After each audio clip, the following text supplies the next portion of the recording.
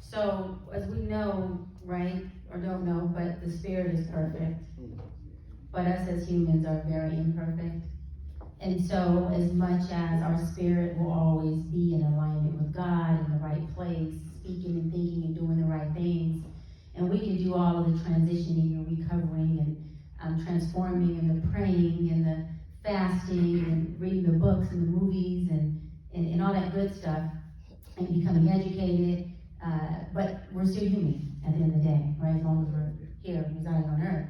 And so being that we are human, what are some of the things, Pastor Barrett, that have laid dormant and subconsciously you have healed from, but at times, even now as a man, you can feel them come up, become inflamed, or be triggered, and you can feel some of those thoughts, some of those behaviors, some of those ways that you had as a young man or as a young boy who got you into the federal prison system, who was a product of your bad decision making. What are some of those things that come up, and how do you cope with those? How do you regulate those? How do you dissipate them? And then three-part question. How do you have the awareness to know, damn, right now I'm triggered, that's how I used to think, and that thought process does not serve the man that I am today? Good question, told y'all.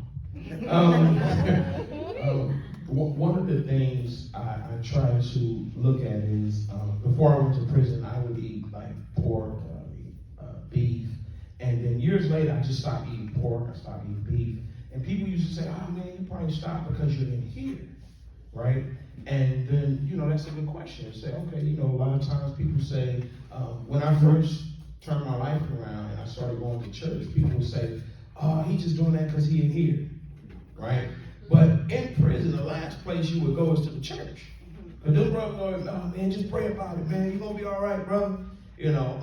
There's other organizations that are violent, and so the church is more passive, right? And so I said, you know what?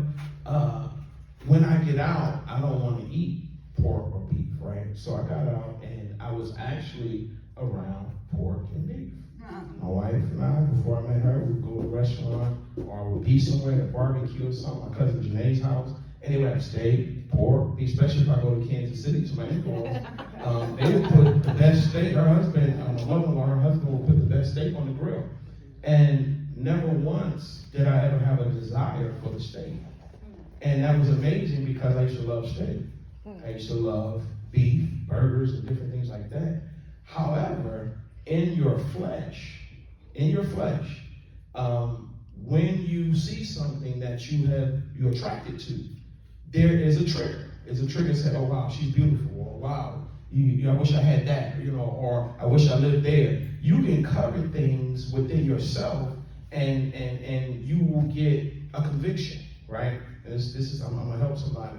You'll get a conviction. It's up to you to decide whether or not to pursue it or not. That's good. That's good. It's up to you, because life is all about choices, right? And so one of the things I noticed when I go back to New York, and I shared this today at church, when I go back to New York, God always reminds me when I come back what he brought me from. Yes. And it humbles me. I don't care. My wife would tell you, I'm not into like the accolades of, oh, you this, you're that. I try to stay away from that because I know the downfall. People will love you today and hate you tomorrow. That's right. So I'm very careful as it relates to the distance I go. I'll love you, and my love for you is not based on how you treat me.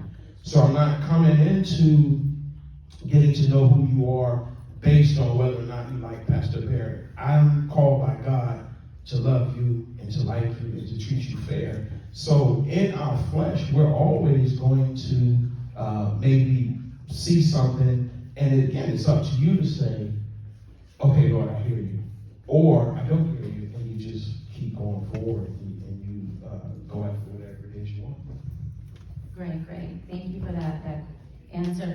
How would you tell